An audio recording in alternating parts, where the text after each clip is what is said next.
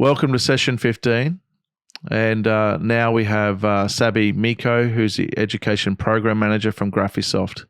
And today he's going to be sharing ways in which education providers can embrace the BIMcloud and the processes that Graphisoft in their education department can provide to education providers to enable collaboration. Now, I've spoken to Szabi about this program, and I actually really am excited because it's kind of almost like a world's first in some ways in terms of how Graphisoft are taking control and helping education providers have a platform for this collaboration to occur between students. Now, I don't want to take the thunder, and I'll let Szabi explain it all, but I personally think this is kind of a game changer for education providers in terms of all of the different features that are available to it. So take it away, Szabi.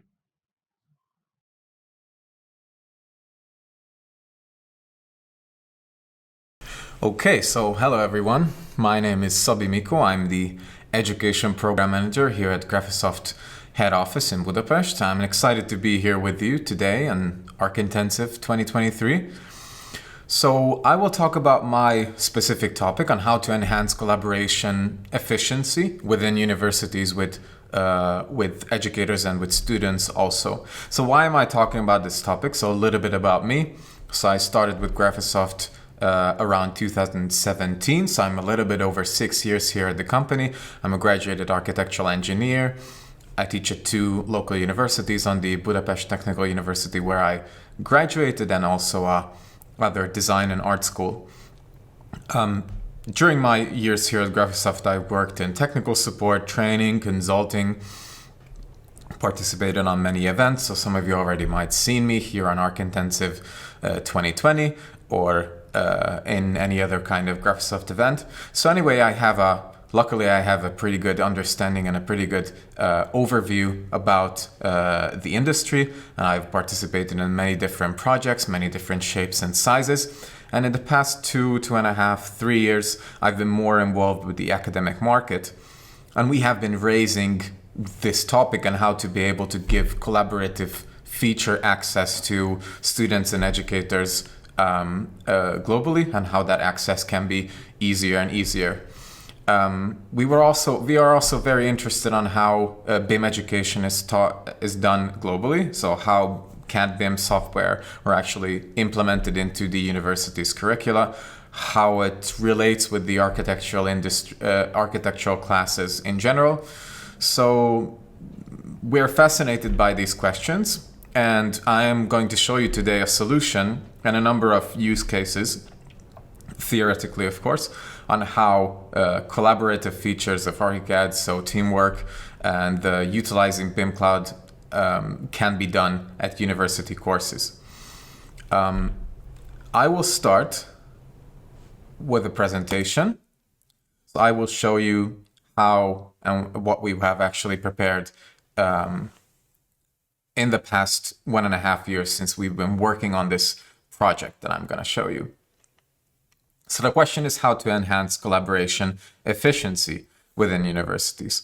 For that, I think first we need to clear that we couldn't have done a proper solution for our users if we haven't done some research, some global research on how BIM education is done globally. So we actually recently closed a more than a year-long research study that involved many educators globally, first in-depth interviews about CAD BIM educators from different universities globally. That includes many continents. Also, we have interviews in North America, South America, Europe, Japan, Australia even.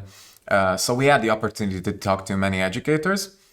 We did 25 interviews, and based on this, we compiled an international online survey where we received more than 350 responses from BIM educators globally.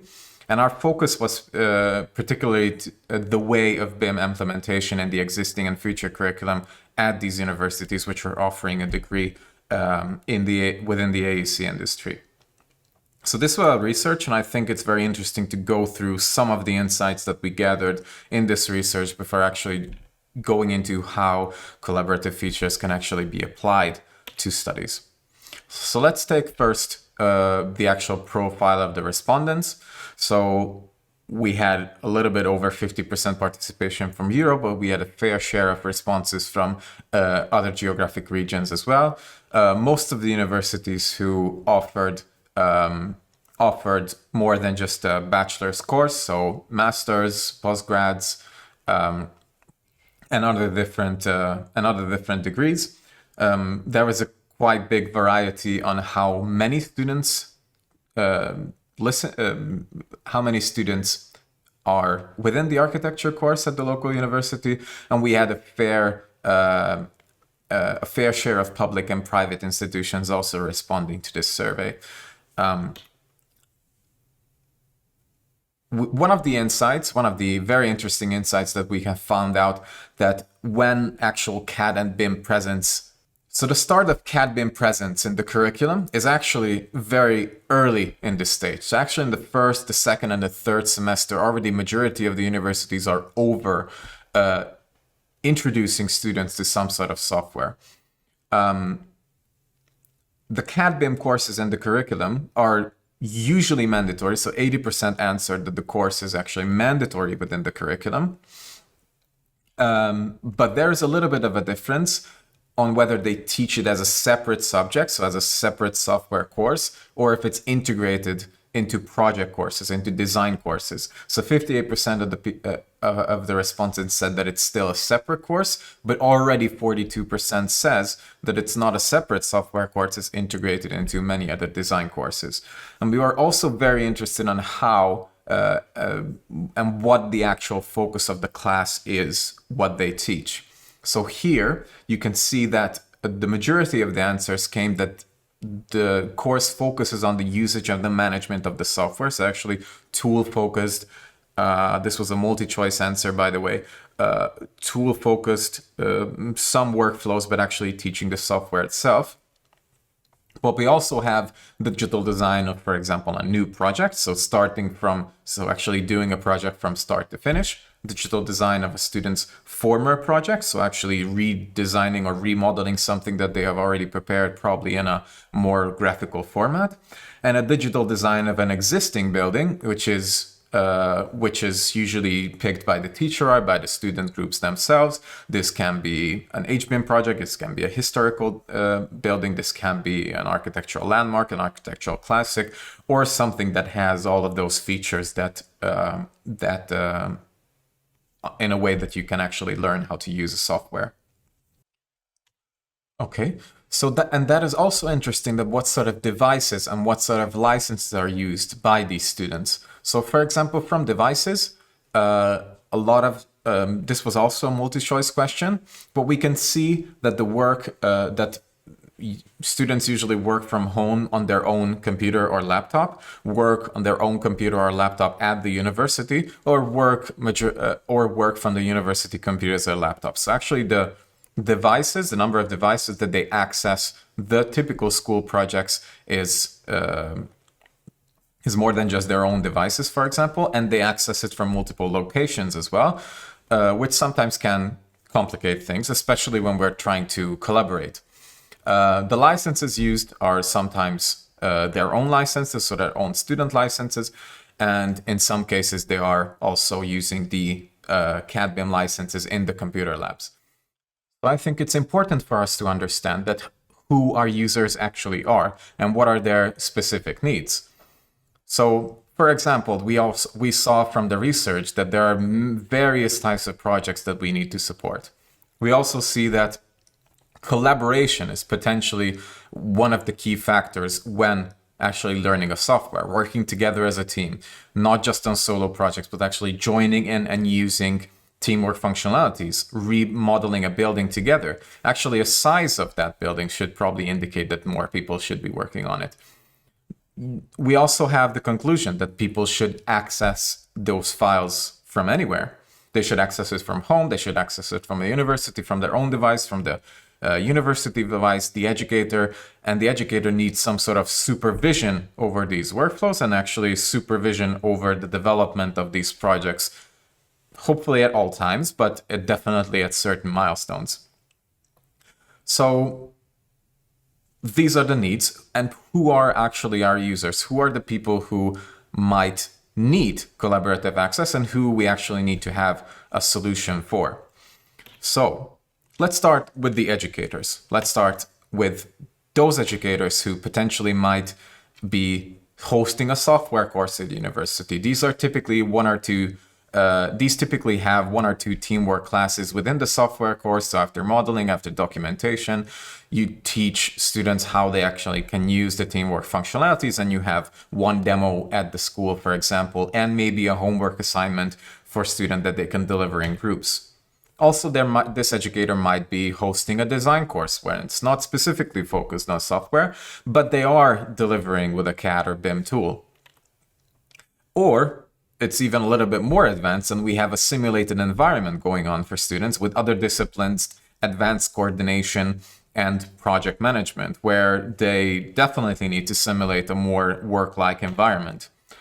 They probably are in need of some sort of overview and control over the design and delivery process. So this sort of overview and control is also a simulated situation, so that also can be more for example, a research project. And finally, what they really want with all of this, why they would teach software, why they would use CAD BIM tools during the design course, and why educators would create a simulated environment for students, is to create a marketable and competitive knowledge for their students, which they can apply directly on the market. So these educators usually work with groups, and within these groups, we have some high flyer students. So this is our second type of users. These high flyer students are the ones that we sometimes call as team leaders or coordinators. Now, if you've ever done architecture school, which I'm sure you did, and whenever you participate in a collaborative project, sometimes there are those natural leaders, those people who take on a little bit more responsibility, get the group together, are a little bit more engaged with the project management itself than the design project itself, who are making sure that the team finds a common goal, finds clear goals, and actually can deliver the project on time. These are the students who usually sign up, for example, for competitions or are the leaders in school projects, and they bring the team with them. So, of course, these students, the leaders, need a team. So the team, who we call team members or designers, are the people who focus a little bit more on design and the delivery, and a little bit more engaged with the project itself than its management. But they definitely need to work together effectively from anywhere, anytime. So we have all of these three target groups: the educators, the high flyer students who actually bring people together and have this multiplier effect, and the team members who actually help in delivering the project on time. So we wanted to create something that is valuable for all of these three target groups. And if you are an educator and you are thinking how you can host your own course, then you have a number of options. And I'm sure that already if an educator would ask you, okay, if I would like to teach teamwork at my class, what are my options? So the current options would be to start with BIMcloud Basic. So this needs installation, this needs maintenance.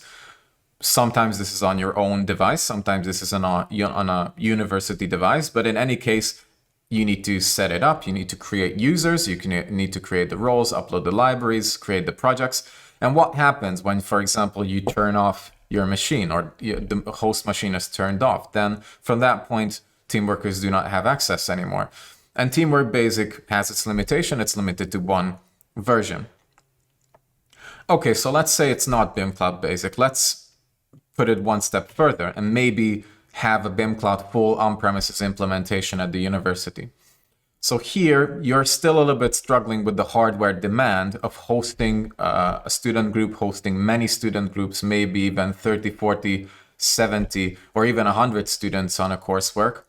You still need to manage the projects. You still need to do user maintenance and management.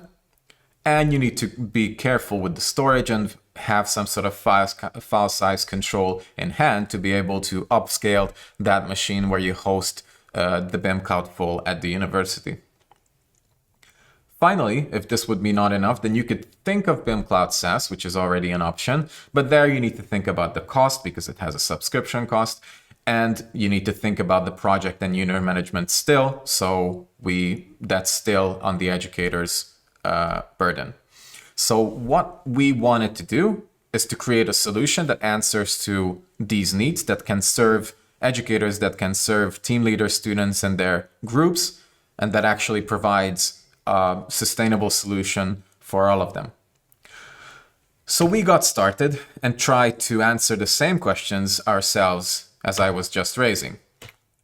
So we started to host servers in our partner offices, in our local Graphisoft offices, providing direct teamwork access to on-demand student groups and on-demand educators hosting their courses. We also supported schools to have their on-premises on-site setups. This sometimes can be very hardware demanding, however, but definitely it's a good solution for a school to get started. But there, an IT help is definitely required, and the educator sometimes is struggling to find the budget to actually get started with that. But it's definitely a good start.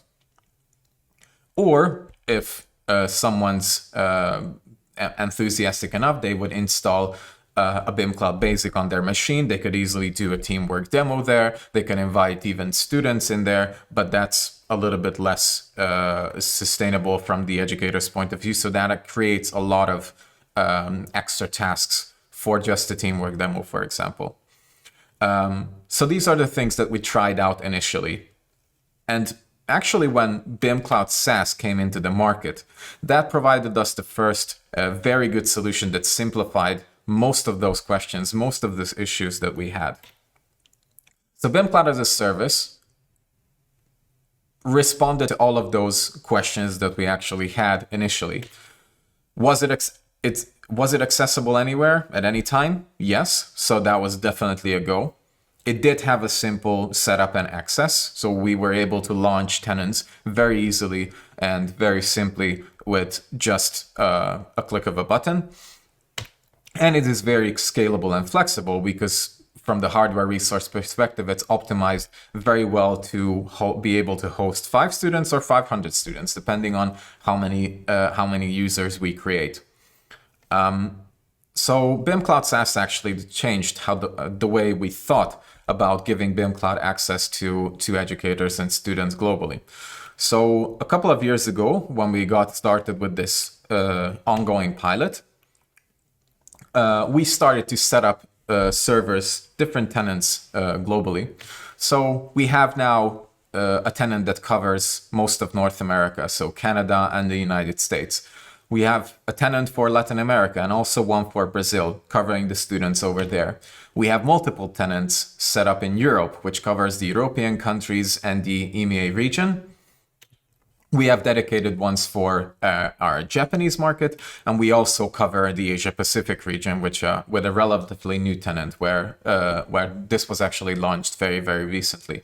So now we have full coverage. So we have multiple tenants set up to be able to cover with a proper bandwidth and a proper connection everywhere globally. So the tenants weren't just enough because people actually need to access the tenants somehow.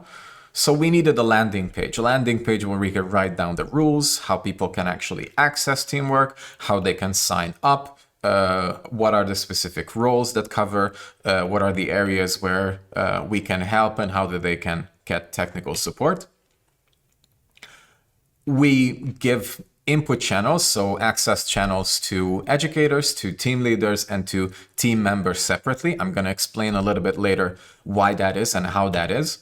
So all of these 3 groups fill in a request form when the adequate time comes. Again, that will be a little bit more understandable when I get there.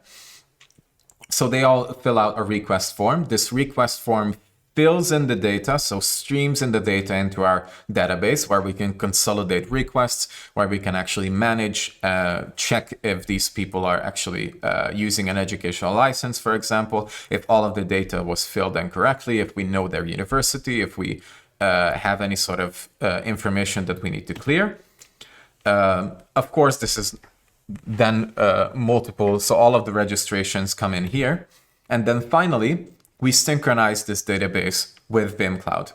So this database is getting information in from the request form, which is hosted on the website, on the landing page, and then the database gives the info into BIMcloud. So this interim database system was very crucial for us to be able to make this system work. So all of the requests, again, come in through a form, land in our database where they are consolidated, sorted into teams, and then finally that's how we create the BIMcloud access.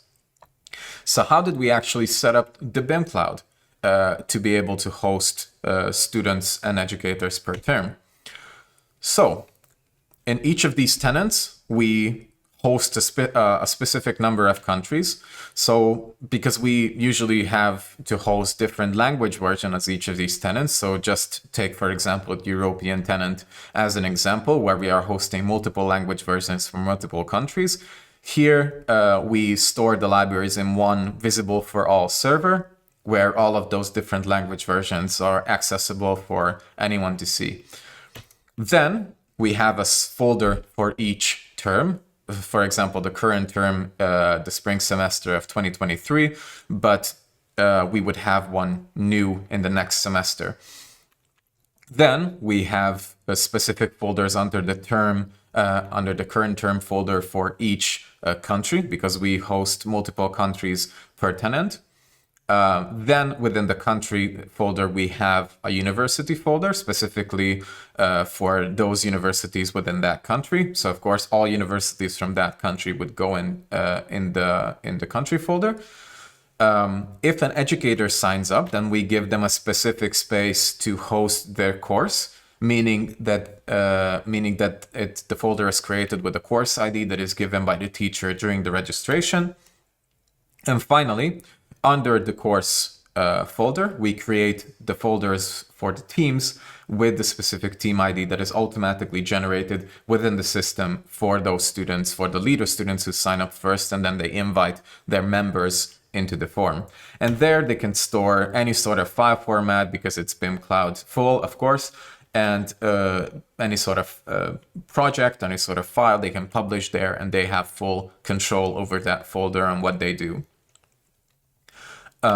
We have set up the user, so the user structure to correspond with this structure. So we have a folder for the current term, or sorry, a user group for the current term also. So this is sort of like used as a tag that we have for each signed up user in that specific term, so that we can identify who has signed up, for example, in the spring semester, or if we want to mass communicate, for example, through BIMcloud, that helps us a lot. Then we have a specific folder for educators for communication purposes, usually when we need to send them reminders or anything like that. And then we add the users and later on tag them with that current term group. So it's very simple. Roles, those are even more simple. We have a very straightforward role structure. We have admin roles for the administrators, for our partners, and from us at Graphisoft. We have a Teams level access, which is a very simple role setup where it's made possible for all educators, team leaders, and team members to have the same sort of access, but obviously on different folder levels. And we have a view access, for example, for the library folder, because we manage the library folders for the users. They are just able to access it and use it. But within their own folder, they could upload all of those separate library files that they would need. So anyway, this is our simple setup. So now let me just show a little bit of a demo how this actually looks in practice. So this is our landing page. So you can see that there's a clear sign up for students, a clear sign up for educators. Each of these target groups can find their sign-up form. So we ask for name, university email address, what is their country, their university name. And this is where they can give in their course ID, which we have a suggested format for. Usually a teacher indicates how many students they are bringing in for the course and gives a project overview on what they're actually going to use the teamwork access for. So we have the same section for students, as I mentioned, differentiated into two sign-up forms. First, the leaders. The leaders are important because we want to know how many people they are bringing in with themselves. They tell us a little bit about their project and they indicate if there is any course ID. And for the team members, it's the simplest setup. They just indicate their team ID and then we can add them super easily and associate them with the group where we want to put them. Roles are also discussed in detail, so what actually people need to expect from the different roles that we create for them. So what happens after they are registered. So the interim database that we use currently during the pilot is a tool called Airtable. So here is where you can see how we handle all those separate requests. So we handle the educator and the student requests on separate tabs. Each of these users, when they get into our system, we see their name, their email address, all of those information that we need to do. Usually based on the country, the server address where we're going to add them is automatically assigned. So for example, in case of this dummy user who I created for the sake of the demo, this user signed up from Chile, so they are going on the LATAM server. So now we're accessing the LATAM tenant. Here, the user is already pre-added for the sake of the demo, but normally we would create the user first, assign the specific tags and put them in the right groups. Then under the term folder, we create a folder for the country, for the university, and then we create a BIMcloud project for them with the course ID so that they get access to their own BIMcloud project where we can set up, for example, a team. And then in case the teacher will get a flat structure, so that where the students will just be listed directly under the course, then we would just add all of those different teams under the team folder. And we give them one simple access. So for all team members, we give the teams level role. So this is how simple it is when we add, for example, an educator. Then with the automated system, we can switch them to different status, and that would automatically send out a notification that the user has been created, where they can access the server, what are their credentials, and what are the necessary next steps. So for students, we exactly do the same. So team leaders are added one by one also. So for example, this student has signed up from Canada, so they will go on the North American server, and they have automatically created a team ID for them, so they will get their own team folder. But we know based on the course ID that they have indicated during the sign up that they belong to a university course, so that teacher has already signed up previously. So we also see, yes, so under the University of Architecture, this is a fantasy name, you have a course ID already. So because initially the structure was created with the BIMcloud project, now we're converting that BIMcloud project to the folder. This is necessary because if we're adding multiple teams under this folder, so then the teams would not see into their individual folders. We're going to explain that a little bit later. That's why we converted the BIMcloud project to a folder. And now we're adding a BIMcloud project under that folder. So we just created the dedicated space for the student. We created a team. We are now adding Frank in that team. Their teams are also called with the team ID, and then the role is assigned specifically for all of those team members.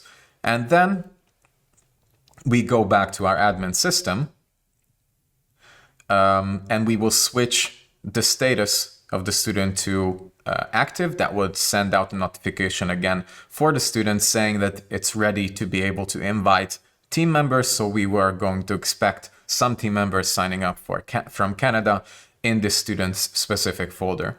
And to show you the third on how we actually add the members, this is the most simple. So actually, when we're seeing a lot of member requests, we know that it's gonna be easy to add them. So for example, this student from Ukraine has signed up for a project that has already been added previously. So we know that the team member has already signed up earlier. So they already have a dedicated space. We just need to add the user. So in this case, because it's from Ukraine, we would be adding them to the European server. There we already see that there is a team created. So the university folder is there, the team folder is there. And we're just quickly checking that the user has been created earlier. Again, for the sake of the demo, normally we would create the user on the spot. And then we're just going to add the user to the team. We don't need to edit the access levels anywhere. We don't need to sort them into any other groups. Just at the beginning, add the user, tag them with the right semester, and now their registration is done. So both of them are ready to be able to share projects and join into projects and start in their collaboration. And then we have a clean backlog. So it's that simple. So this is the different levels on what we create for educators, students, and schools. So now I want to show you a couple of use cases. Which would help us to explain a little bit better what are those various kinds of setups within the BIMcloud that we use. And maybe if you're an educator and this is interesting for you and you would like to sign up for this pilot program, then we can help on how your setup will be set up. Or if you are dedicated and you want to host your own tenant, then these might be good guidances for you on how you can set up your team and your group. So I'm going to show a couple of use cases. Let's start with the simplest one, and that will be just an individual student group signing up for the service. Because students sometimes signs up individually, so they're not associated with the course. They just create their own little folder and they can do whatever they would like on our tenants. So if a student group signs up, then this could be, for example, a student group who are exchange students on a different university working in a semester abroad, participating in a design competition. For example, recently we have sponsored the Reuse Italy competition when many people use teamwork during the submission. One of the team members, for example, initiated to use teamwork. So let's say 3 of them have been passing around USB sticks and files, or have been updating the file in a OneDrive folder, and one of them knows teamwork. Then they usually are the team leaders. They bring in people with them, and they can use the awesome collaborative features. And they are signing up for our service as a team leader. So anyway, so how would we set up the server for these kind of users? This is the simplest. Library folders, of course, visible for all of them. Under the current term, the country, and the university, we set up a specific BIMcloud project for them, which will get the name of the team ID. There will be a dedicated space for them within this structure, and there they can host any kind of project, any kind of file that they wish to. Which is a little bit more complex is when an educator signs up. So this is going to be use case 2. So an educator who hosts a CAD or BIM course, remodeling, for example, an existing building, or, for example, working with multiple teams. So this could be the submission could be online, and they are learning within this software course. So remodeling an existing building sometimes is very simple. They have one project and then they choose that building, and then it's hosted. So different teams are working on completely different files. So there's no federated model or anything. The teacher does need some sort of supervision. So here it's actually again a very simple setup. So under the university name, we create a specific folder with the course ID, and then each team will get a dedicated space within the structure.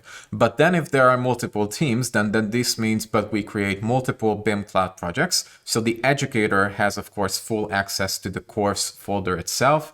They can access any sort of teamwork project underneath, prepare files outside of this structure, or store anything else. And then each team can only see and access their dedicated space. So this is why we use BIMcloud project. This is why we set up teams and have the teams level access. So if a student is sorted into, for example, team 1, then they are not able to see the work of team 2 or team 3, but the educator has overview over everything that they are doing. With one team, and actually this is why I think it's a very straightforward thing to use for an educator, because if a team works on the teamwork project under their team folder, then they can also submit, for example, their projects through BIMcloud. So they can have a submission folder where they can actually publish directly from Archicad the final documentation, save a PLM file that is later stored for archiving, and a BIMX file, which sometimes might be useful and can create a very good and very easy overview for the educator for the project. So as you know, BIMcloud files are BIMX files, are directly visible within the BIMcloud interface. So that is completely an option. So in the submission folder, I as an educator, for example, sometimes do this as a requirement. Our students submit their documentation on BIMcloud. Their files are completely accessible so that we can archive them as PLNs, and a BIMX file is also published so that we can have a quick view over the project and see everything there. So in case of a software course, this might be a very easy and simple setup. Let's take a different use case when it's a design course, when they are actually working on a new design, for example. In this case, there is one site, multiple teams working on that one site, but having multiple design options on that one site. So how would that look now? So just to reiterate, we have a site, we have a project, and on that project, we have multiple types of buildings delivered by multiple separately working teams. But sometimes these teams want to have access to each other's buildings so that actually they can see the progress and they can update, or these are dynamic teams who are jumping there and forth within the different projects. So again, this is when we would leave the course as a BIMcloud project. So the educator and all of the students will be added to one team, and they will have full visibility over everything under that structure. The project files, so the project-specific files related to the site, can be stored in a shared folder. So there can be a site model, there can be a project description, for example, shared by the educator there in a PDF format. There can be a site survey that could be, for example, a point cloud, a DWG, any sort of file that can be pre-shared already there. And then the different teams can have folders under that structure, which is either created by the educator itself or the teams themselves. But anyway, the teams are working on these design options in their dedicated folders, but they have visibility and they have access to each other's folders in case there is a midterm presentation, for example. So this is also an option, having a much more flat structure and a much more transparent structure to as a case study. So the fourth option, let's say we are hosting a design course where we are working on one site, but multiple teams and multiple projects on that site. So what do I mean? We have one site, one location, for example, a harbor area. In that harbor area, a specific team has a project site. On that project site, they are designing a building, but all of the other teams have their own project sites next to this. So there's one site model, but there are multiple projects and multiple buildings that belong to the same development project. So how would we store this? How would we make sure that they can have access to a site and they can actually work on their own individual projects as well? If this is a more secure and a less flat structure, then this would be the setup that we suggest. So we create a folder specifically again for the course. The educator or educators, or the mentors, tutors have full access to the entire folder structure. Then each team, so all of the teams have access to the master file. So that means that they can access the site model. They have the project description there. They can access the site survey, and usually these site models are even developed together. So it can be the start of the course when they are modeling the site model together based on the site survey and the project documentation. This is usually a federated model, which then all of those individual team projects, all of those individual buildings that are delivered separately by each team are then hot linked back into the original site model, so that you have a federated model with all of the designs ready together, which then is either published in a viewable format, in an online viewer, in BIMX, in IFC, in any sort of option. Here, people can have, so the groups can have shared reviews and updates within the site plan, and it's a much closer simulated environment to what a normal workspace would have. Yeah, so there are some other scenarios which we sometimes do talk about. So, for example, let's take, for example, a multidisciplinary design group where this is a simulated construction project. We had many of these individual signups earlier. This is usually formed by groups of 5, for example, and then they assign each student a role. For example, a project manager, a principal designer, an architect, a structural engineer, an information model coordinator, and then every member of the group, regardless of the role, should log in and then track the project itself. So we are able to host these kind of setups as well. BIM research, if, for example, in a postgrad or a PhD student is having a BIM research, then we can give them space like this. Collaboration across universities. We have a number of use cases already that we supported when multiple universities, sometimes even across different countries or across continents, work together on specific projects together. So it's actually, we, for example, hosted these kind of student events when we grouped students together, for example, from the Americas or Europe and Southeast Asia. And these are always great fun to work on one shared project together on so many different locations. You can just see the power of teamwork that way. Competitions, for example, when a group signs up and want to deliver together, and these groups might be not even, again, working together in university, but delivering together from home in that share model.